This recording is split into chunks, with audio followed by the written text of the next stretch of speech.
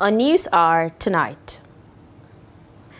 Bandits breach peace deal, attack Katsina communities, kill residents. Defection is not betrayal, Shekarau defends Governor Yusuf, faults Kwankwaso. Waste and scrap vendors protest alleged extortion in Ogun. And away from Nigeria, Ugandan authorities deny plans for internet shutdown ahead of elections.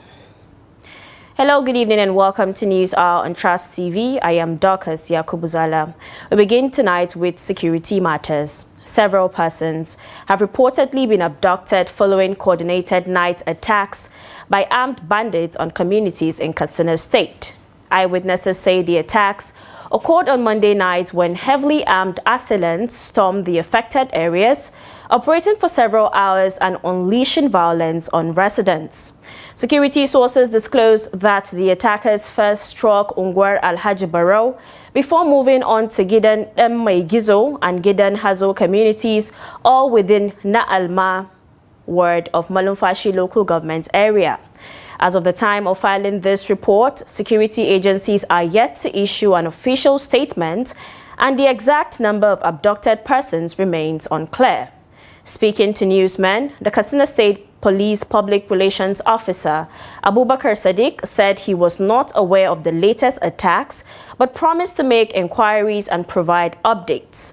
Malumfashi is one of several frontline local government areas in Katsina State grappling with rising banditry, despite recent peace agreements reportedly entered into between local authorities and armed groups operating in the area.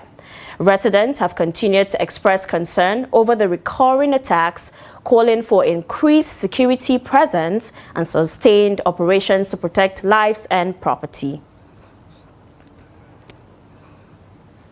Now, joining us via phone call to give us more update on the security situation in Katsina is our correspondent, Abdullahi Yamadi. Good evening, Abdullahi. Thank you for joining us.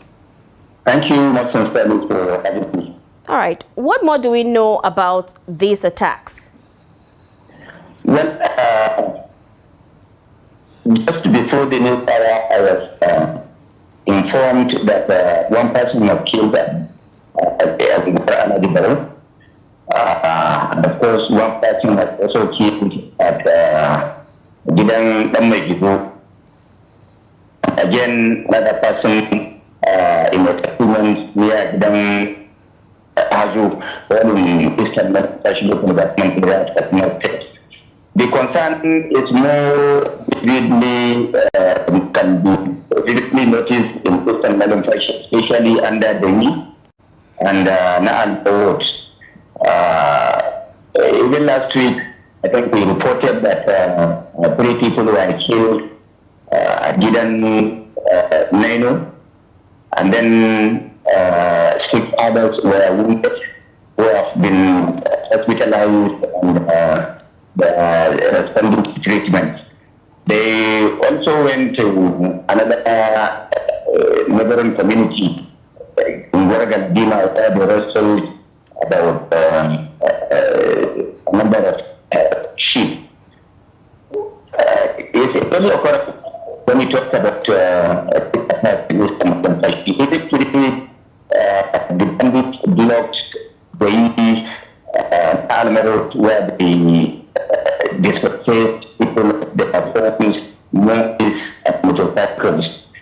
So it's an area of particular concern. All right. What is the current confirmed number of abducted persons, and has any been released or rescued?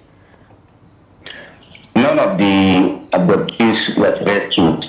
Authorities are yet to release any statement regarding the recent abductions in Malumfashi and other communities in Katsina State. This concern is more in Malumfashi and of course in Bakori local government areas, where despite the peace accord, people are still being terrorized by some bandits believed to be the children of those repentant bandits. The repentant bandits no longer take responsibility of the attacks.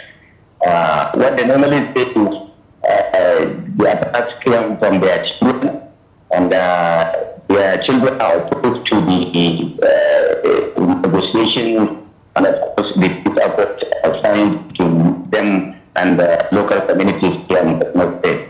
So we don't know who is who to call the children to order.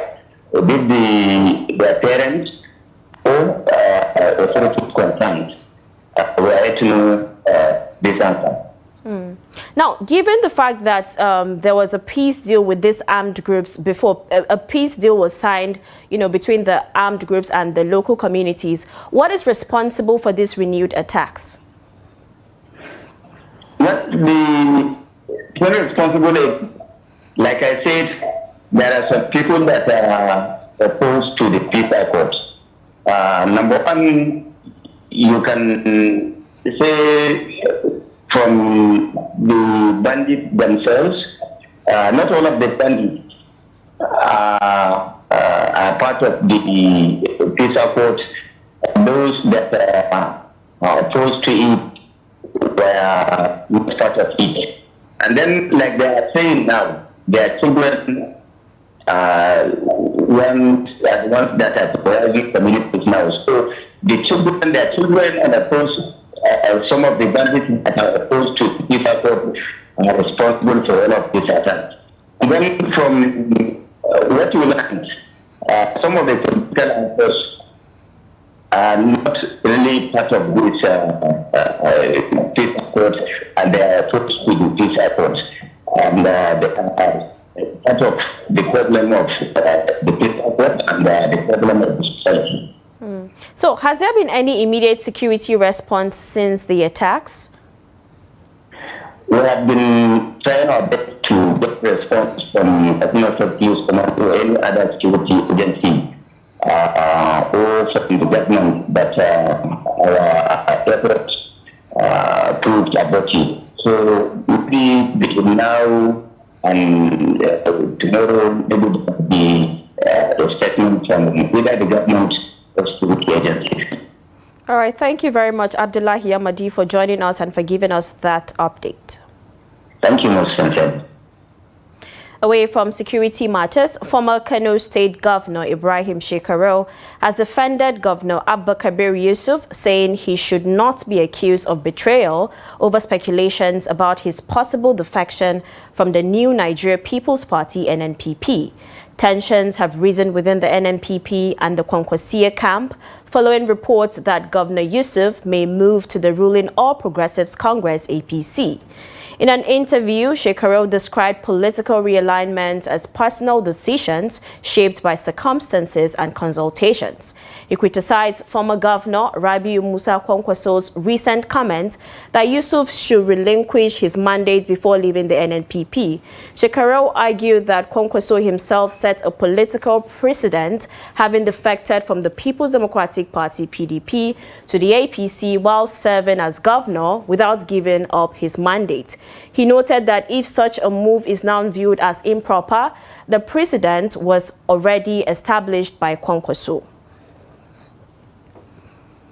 Now, a High Court has reversed the decision of the National Working Committee (NWC) of the new Nigeria People's Party (NNPP), dissolving the party's executive committees at the state, local government and ward levels in Kano State.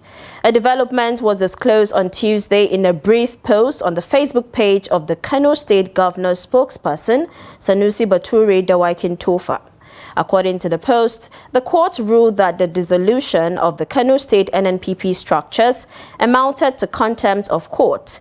It consequently ordered all parties involved to maintain the status quo pending further proceedings. The ruling effectively reaffirmed the Abia-led Executive Committee as a recognized NNPP leadership structure in Kano State. The court's decision comes barely a week after the NNPP NWC announced the dissolution of the party's executive committees across the state. The action followed an emergency meeting of the party's national leadership held in Abuja.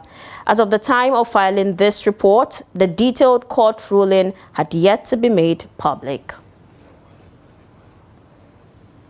Now, joining us via phone call to discuss on Kano politics in focus is Professor Kabir Matu, a professor of political science, University of Abuja, who has held various political positions across the country. Good evening and thank you for joining us on the News Hour. Good evening. Thank you. All right. What do you make of Shekarau's comment? Does it explain the uniqueness of the situation? It actually doesn't. I think Shekarau was more personal in his, commentary over the statement made by Rabbi Musa Konkoso than, being the statesman that he is supposed to be. I want to think that the circumstances that Konkoso left TDP to join another party when he was the governor of Kano State was completely different from the scenario that we are having today. If we take, into cognizance the political struggles and perhaps especially the very heated, issue that came up during the 2019 elections, which, every sensible Nigerian, or at least someone who is interested in Kano politics understood in very clear terms that, it was the Konkoso's candidate that actually won that election, but Federal Might, superintended and reversed the election to give Governor Ugandan a second term. I think the statement by, Ibrahim Shekarau was most unfortunate in the sense that as an elder statesman, now what we should be hearing from people like that will be statements that will relieve the polity of the dire stress that it has found itself rather than simply venting anger and venom, to settle all political scores. And of course, it was, Konkoso that actually, it was Shekarau that took over from Ganduje after his first time, from Konkoso after his first time in 2003, and it was the same Konkoso that took over after Shekarau had completed his second term as governor of Kano State. So I think the two cases are not exactly the same, in their content and in their character. And, to say the least, it's unfortunate that, elder statesmen, people that you see as elder statesmen that are supposed, to intervene in order to settle political scores or in order to do support to the people, and especially those within the political establishment are those who are joining in the debate, of you are right and you are wrong. I think Man Ibrahim Shekarau should not have made that statement. And in my view, the two situations are completely, different from one another. All right. Now, talking about the governor, that's Governor Abba's possible defection to the APC. What impact could this have on the Konkosia movement in Kano politics? You recall that the Konkosia movement actually made a mark when, APC was in control of Kano State. And I think one of the major problems that Nigerians, especially young Nigerians, are suffering from today is the lack of history, the absence of history, especially in our institutions of higher learning. But anybody who has studied the politics of Kano from the 1950s to date will know that there is no one single entity in Nigeria that is politically as conscious as the Kano society. Right from the times of NEPU up to the time of PRP and now the emergence of the NNPP or the Konkosia movement, as you may call it. Kano remains, a political melting pot in that scenario. And of course, I don't blame, the governor of Kano State if he desires to shift ground, to leave the NNPP and go to the APC. It seems, this is what is, gladiating around Nigeria's political, scene. Every elected official believes that once he's under or she's under the platform of APC, he wins the next election. And then again, absence of history seems to deceive us because we are coming from an immediate past where when you win, the primaries under the banner of the People's Democratic Party, you are congratulated on having won the election because election didn't matter at that material time. Government was just announcing results. But the message that I think some of us would like to push across to Nigerian politicians is that if anybody is thinking that 2027 will just be a matter of writing results and announcing it out there, I think he or she is deceiving himself or deceiving herself. The Nigerian political scene is much more sophisticated than it was when the PDP held sway. And I assure you that by the time that we get into 2027, it is the Nigerian people that will decide who represents them at various levels of political authority, and not the presidency, and not the governor of a state. So it's really an unfortunate development. I mean, the Nigerian political class seems to be cowed by one or two political exuberances that you see around happening everywhere. But I think the politicians will learn their lesson by the time we go to the polls in 2027. If the governor of Kano decides to go to the APC to join the bandwagon, I know that the Kano man, the Kano woman are politically sophisticated. They can make choices, and they can defend their choices. And this is also the same message that falls across the entire length and breadth of this country. People make choices. I mean, why did we... If you read history, you recall what used to be called the Wild Wild West. The Wild Wild West was significant in the sense that during the First Republic, soon after independence, the argument in the southwestern part of this country was that anybody who reached election was going to roast. And so it was rig and roast. If you reach election, you are roasted. People set you ablaze. People set you on fire because you have to... And of course, under civil democratic dispensation, it is criminal for anybody to want to rig an election. So if anybody that is moving to the ruling party is of the belief that is going there because the soldiers, the money, the police, and all the security apparatus of the state will defend him or her to win election in 2027, I think it's a nightmare. All right. But then let's wait for 2027 to see. All right. So finally, what do you think are the root causes of the leadership crisis in the NNPP? I don't think it's like, you see, there is a strategic program of the government of Bola Tinubu and the APC in Nigeria today, and that is the desire to reduce Nigeria into a one-party state. Now, if we want to go into a one-party state, I think it's better we change our political ideology from the capitalist system that we are trying to copy to a socialist system. It's only under a socialist system that you have a one-party state, which every member of the society is by law a member of that political party, and if you are not, then you are considered a renegade. Now, in this case, all the major political parties of relevance in this country, PDP has been functionally dead. It's clinically dead, and it didn't die just because of the absence of membership or supporters of leadership. It has been deliberately killed by the policies of the APC-led federal government, so that 2027 will go to elections as unopposed.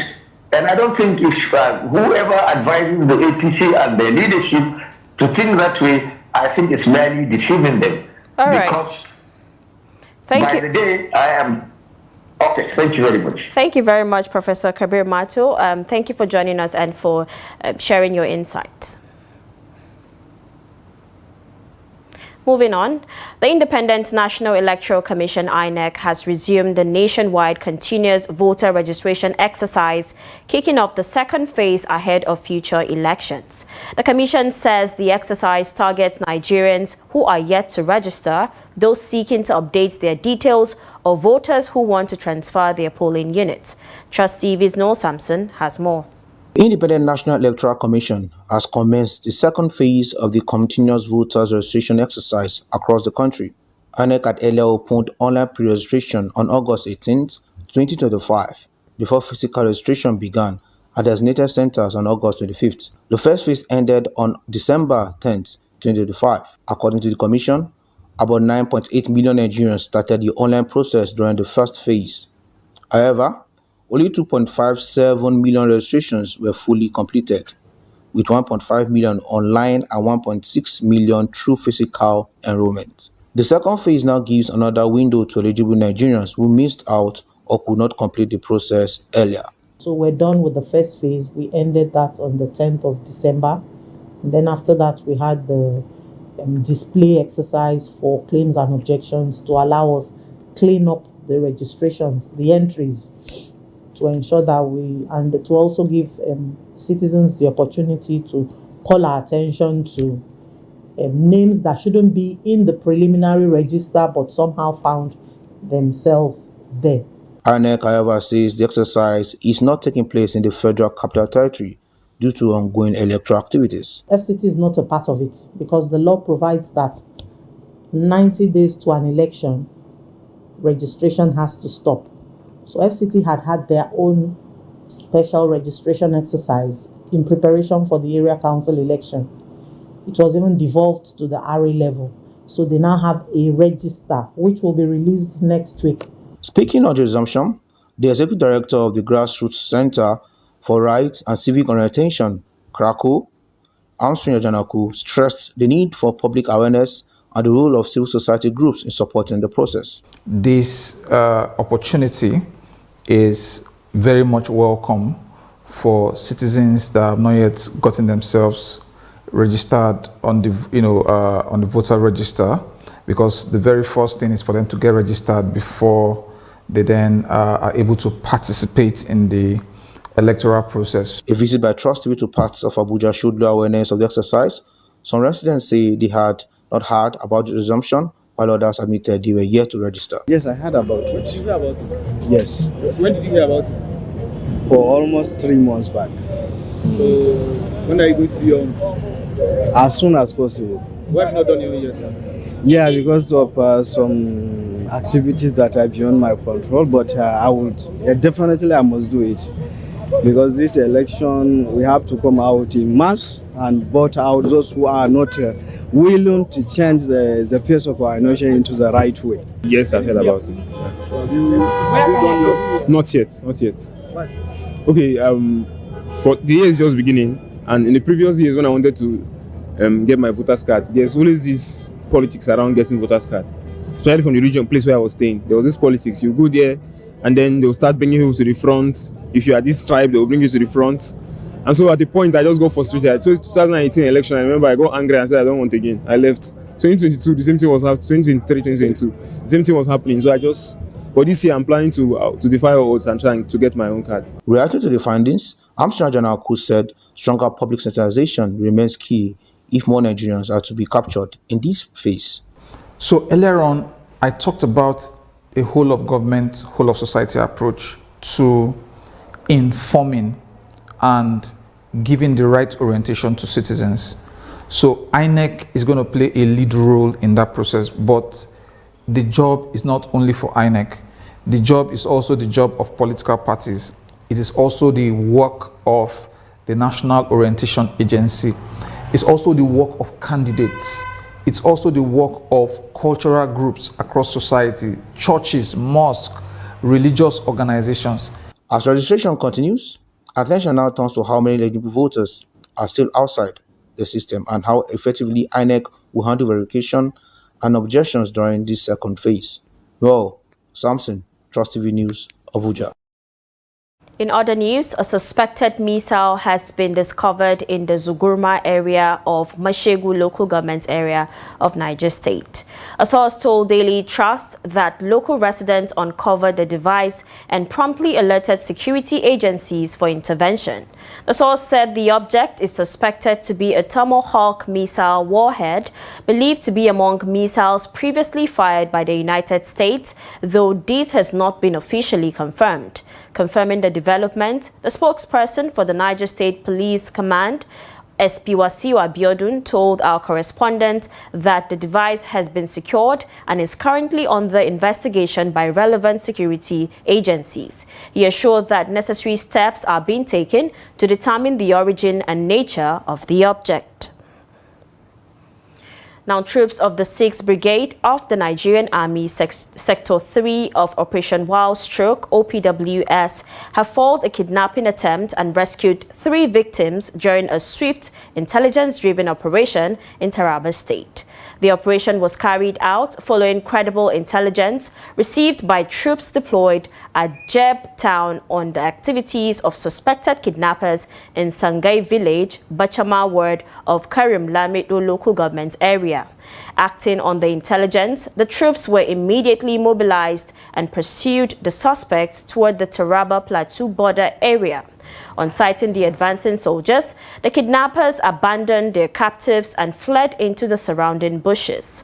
According to a statement by the Brigade Public Relations Officer, Lieutenant Umar Muhammad, the troops successfully rescued 3 victims. The rescued persons are currently in military custody while they are receiving necessary care and documentation before being reunited with their families. Commending the troops for their professionalism and swift response, the commander of 6th Brigade Nigerian Army, Brigadier Kingsley Chidebere Uwa, reaffirmed the brigade's commitment to sustaining offensive operations across the state to deny criminal elements freedom of action.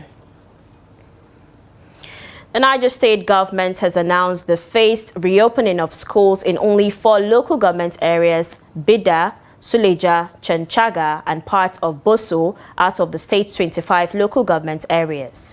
Out of the 45 boarding schools in the state, only 18 located in Bida, Boso, Suleja and Chenchaga will resume operations as security clearance has not yet been granted for schools in other areas. Commissioner for Basic Education, Hadiza Asabi Muhammad, disclosed this during an interministerial stakeholders meeting held ahead of the planned reopening.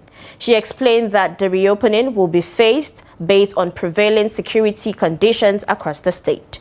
The commissioner also revealed that local government chairmen have been directed to recruit community security personnel to safeguard schools in their respective local government areas. Additionally, arrangements have been made for online teaching to ensure uninterrupted learning for students statewide. Meanwhile, the Director General of Niger State Education and School Reform, Maimuna Muhammad, announced that private schools have been prohibited from opening boarding facilities for nursery and primary school pupils. No fewer than 469 children died from malnutrition between January and July 2025 in Kano State, while 51.9% of children in the state are stunted. Professor Rukaya, Aliyu Yusuf of the Department of Information and Media Studies, Bayero University, Kano, disclosed this while presenting a paper titled Understanding the Basics of Behavioral Change towards improving malnutrition in Kano State at a media sensitization training. She said malnutrition and poor dietary practices remain the biggest challenges in Kano, despite Nigeria's high ranking on the Global Nutrition Index. Quoting 2025 UNICEF report, she noted that about 40% of children under 5 years old in Nigeria are stunted, compared to 51.9% in Kano State. Expressing concern over the situation, she said the burden of malnutrition is driven by poverty, poor insecurity, poor dietary habits, and inadequate health awareness. Also speaking at the event, a crop scientist, Amina Ado Yahaya, said Kano State has the highest prevalence of underweight children under 5, estimated at 42.6%. She stressed the need for localized solutions such as homestead vegetable gardening to improve nutrition at the household level. Yahya added that vitamin A deficiency remains a leading cause of childhood blindness and increases the severity of common infections such as measles and diarrhea amongst children. Farmers in Katsina State are raising alarm over the persistent imbalance between farm input costs and food prices, warning that the situation could trigger a long-term decline in agricultural production. Trust TV's Abdullahi Yamadi reports from Funtua Zone, a major agricultural hub in the state, home to key grain markets in Bakuri, Funtua, and Endumi. The report.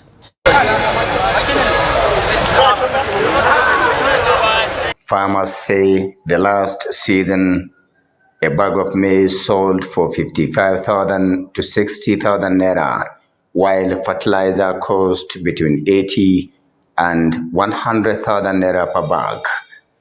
Today, A bag of maize fetches just 20 to 23,000 naira, while input costs have remained high.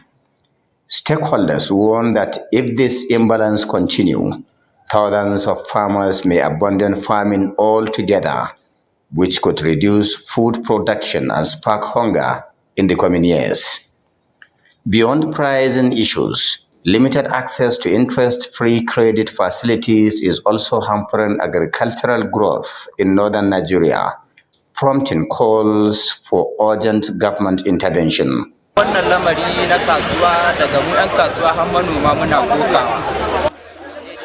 the moment, many farmers are selling their produce at a loss. In fact, the income doesn't even cover labor costs, let alone fertilizers and other inputs. We are not against falling prices, but there must be a balance between input costs and food prices. The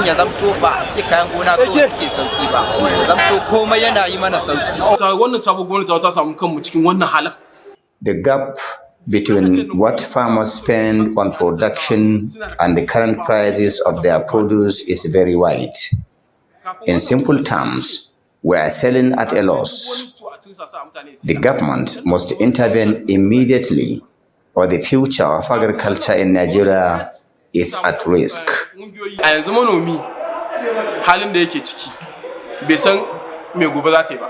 Farmers and other stakeholders accuse the federal government of facilitating the importation of food without corresponding checks on input prices.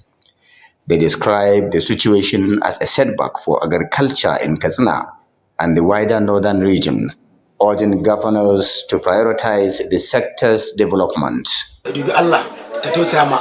This is the moment when government intervention is most needed. State and federal authorities should stock their silos with food items to prepare for rainy days. This would support small-scale farmers and help stabilize input prices, encouraging farming activities next season. Otherwise, only God knows what could happen next year. The reason our problem persists is clear. Last season and this season, companies that usually purchase our produce did not show up. We were told they imported produce from outside, even though we produce more than enough locally. Coupled with rising input costs, this has triggered the current decline.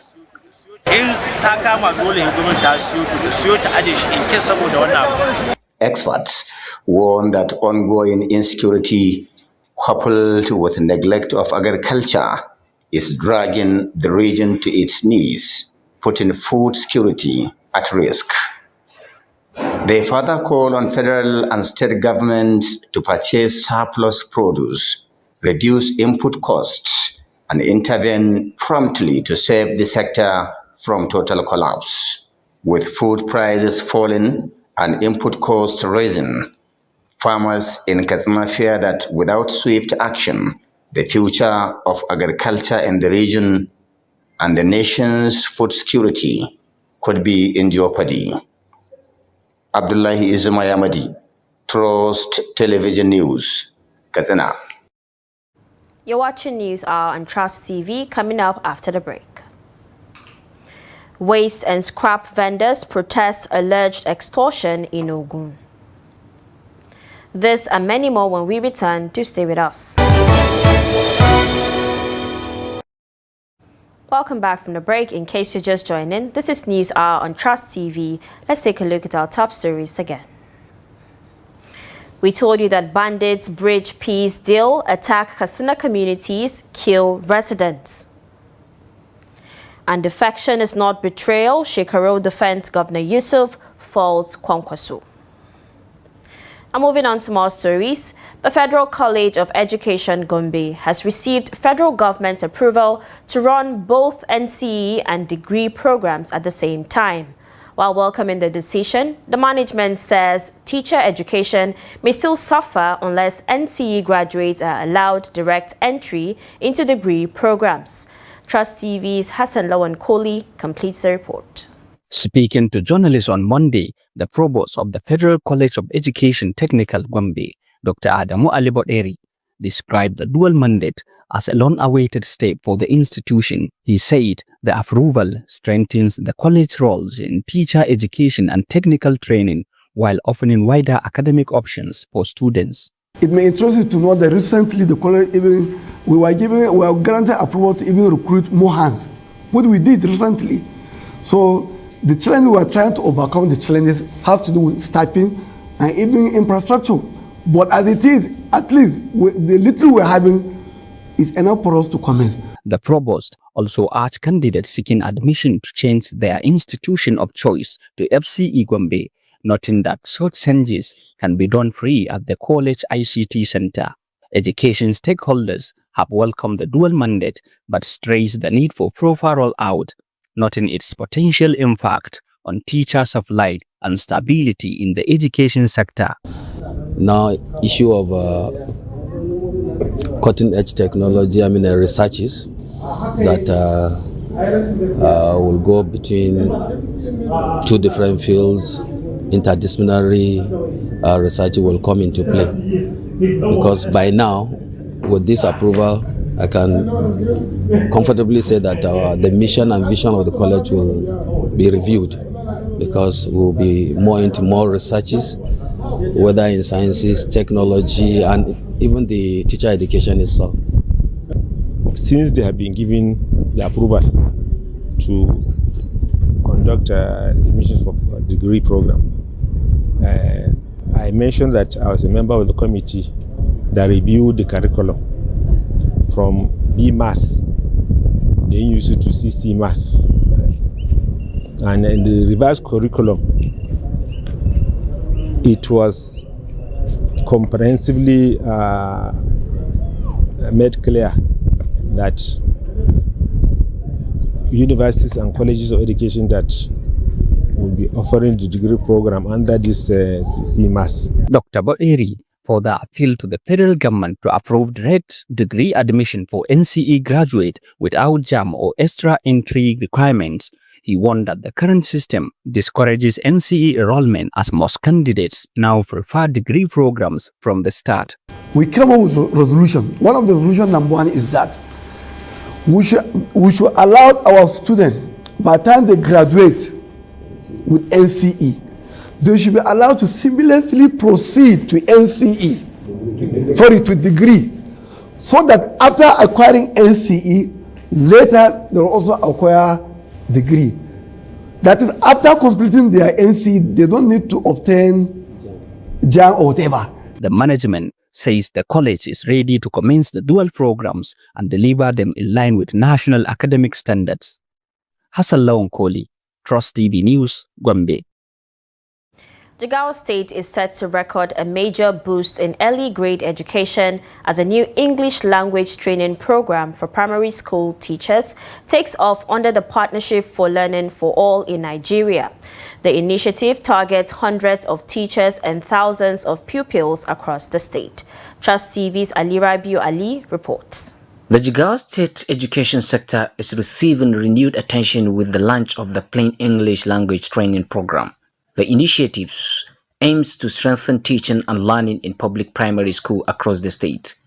The program targets 337 teachers drawn from 132 selected schools across 7 local government areas, reaching over 30,000 pupils in primary 1 to 3. The program targets 337 teachers drawn from 132 selected schools across 7 local government areas, reaching over 30,000 pupils in primary 1 to 3. The launch follows the completion of a 6-day intensive training for 26 master trainers who are now leading step-down training sessions for classroom teachers simultaneously in Dutse, Gagarawa, Jahun, Kafin Hausa, Malam Maduri, Taura, and Enkwashi local government areas. Sincerely speaking, I think what Plain is doing in terms of teacher development, in terms of provision for learning, in terms of teaching and learning material, as well as the capacity building they are doing for staff at the LGA level, as well as the survey, is something we can say is highly commendable. Professor Musa, chairman of the Jigawa State Universal Basic Education Board, says the program builds on earlier successes recorded through mother tongue instruction in lower primary classes while introducing early stage English language teaching. He stressed the need for adequate instructional materials, calling for a one-to-one learner-to-book ratio to ensure effective learning outcomes. Professor Musa added that the state government is keen on adopting the plain model as a homegrown education solution for Jigawa. So what we're doing now is we're starting the training of teachers for them to be able to step down to children, for them to be able to transit from the language of the local environment, which in the case of Jigawa is Hausa, and for them to be able to kind of improve their English language skills, particularly for children in primary 1, 2, and 3. Achimogu explained that the initiative is funded by the UK government through the Foreign, Commonwealth and Development Office and is currently piloted in over 100 schools with plans for statewide expansion. At the training centers, master trainers are teaching modern classroom techniques, emphasizing practical learning and innovative teaching aids. This program is under PLAN program, and this is the first time PLAN introduced this workshop. We have conducted TOT, that is training of the trainers in Dutse, which lasts for 6 days, and this time around we come to make a step down to the teachers of primary 1, 2, 3 English. Teachers are learning to use flashcards and visual aids, as well as code switching, employing Hausa when necessary to improve pupils' understanding of English concepts.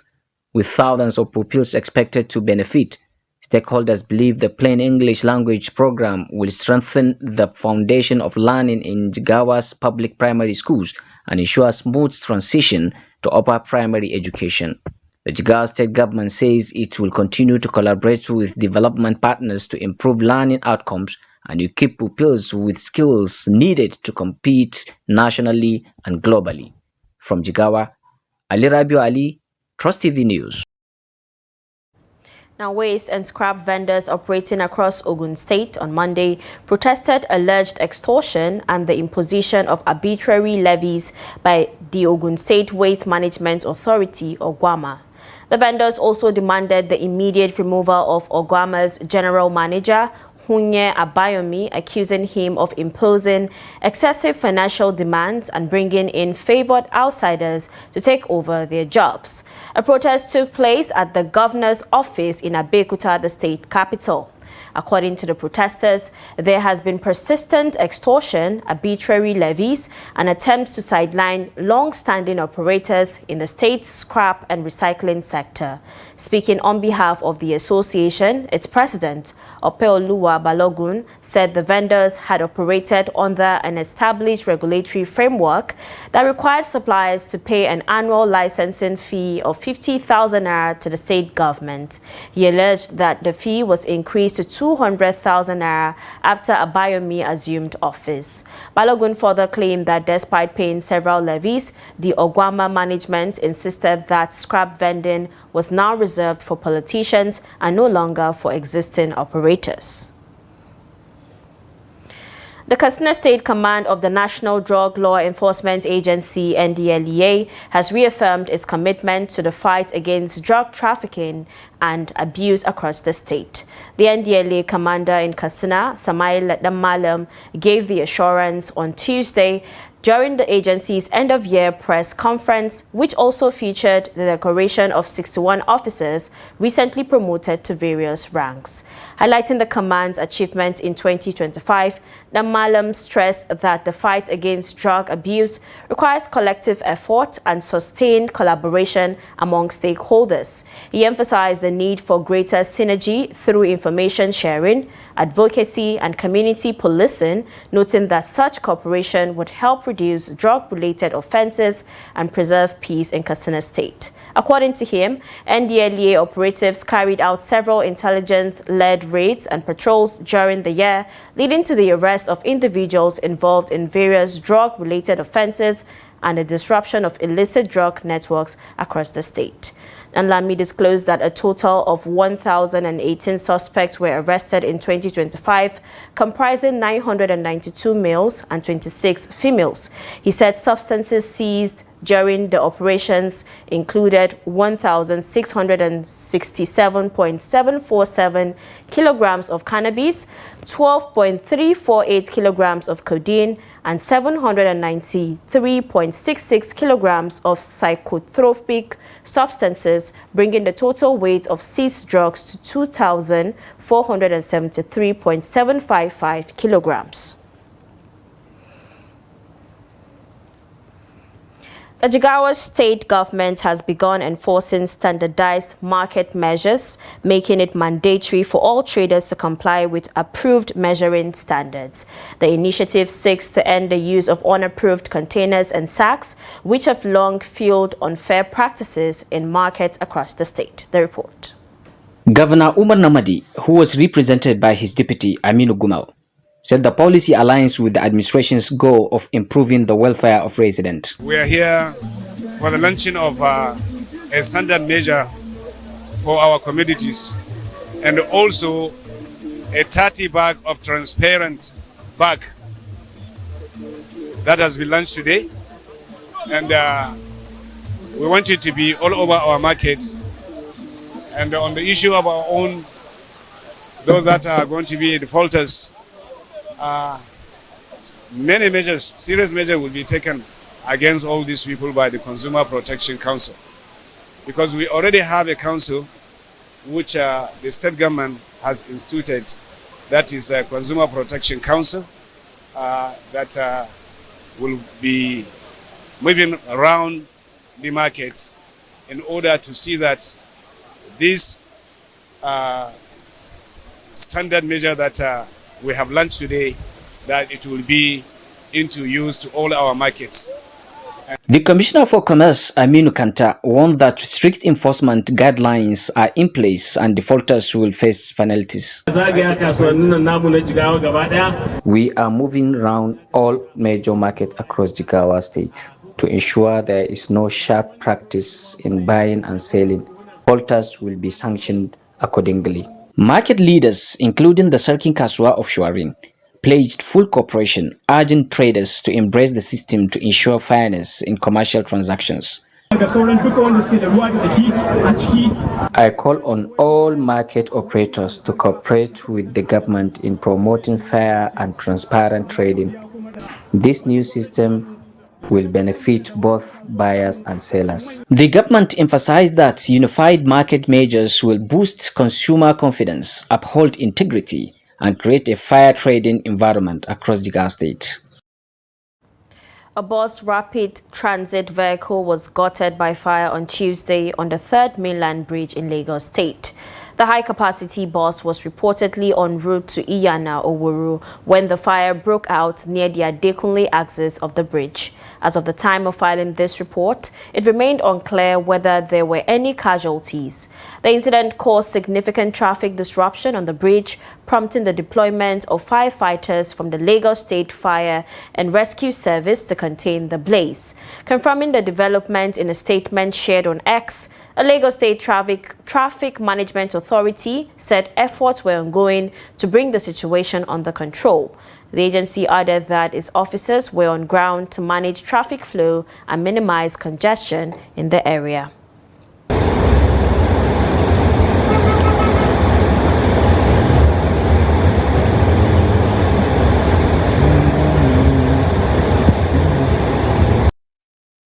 And now in business, the Nigerian equities market sustained its positive momentum at the start of the week, with investors gaining 1.87 trillion naira as total market capitalization crossed the 100 trillion naira mark for the first time.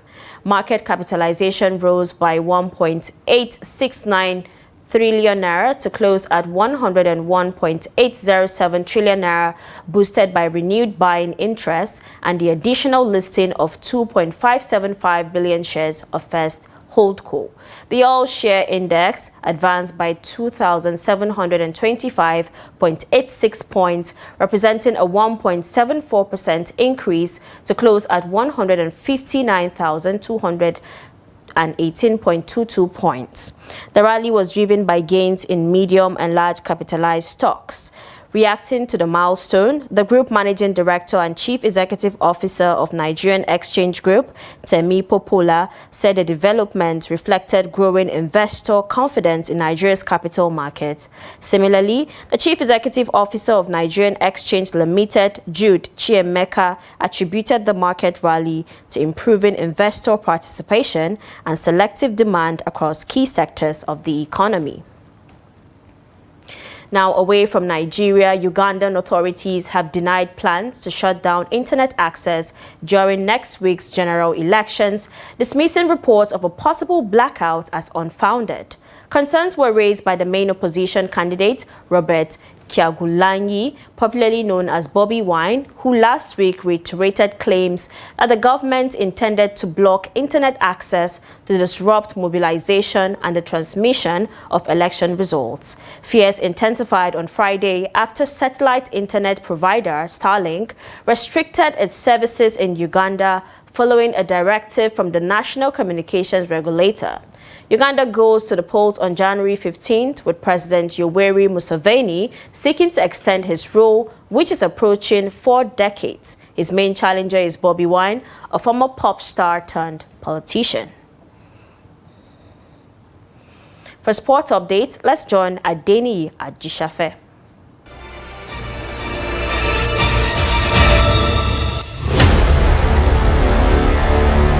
Algeria secured a place in the quarterfinals after a dramatic 1-0 victory over Democratic Republic of Congo, setting up a highly anticipated clash with Nigerian Super Eagles. The tightly contested encounter appeared destined for penalties after both sides failed to find a breakthrough during regulation time. However, Algeria's persistence paid off deep into extra time when Bulbina struck in the goal in 119th minute, delivering a heartbreaking defeat for Democratic Republic of Congo and sending Algeria through. Meanwhile, Nigeria advanced in emphatic fashion after dismantling Mozambique 4-0 on Monday. Victor Osimhen led the charge with a brace, while man of the match Ademola Lookman and Akko Adams added a goal apiece to complete the dominant performance. The quarterfinals encounter between Nigeria and Algeria is scheduled for Saturday, 10th January, at the Marrakech Stadium, with both teams expected to battle fiercely for a place in the semi-finals. That's Sport News. I am Kabir Lawal.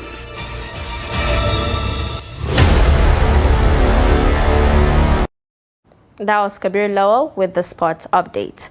And that's a wrap on News Hour. Do not forget to follow us across all social media platforms for more programs, news and documentaries. I am Dorcas Yakubuzala. Good night.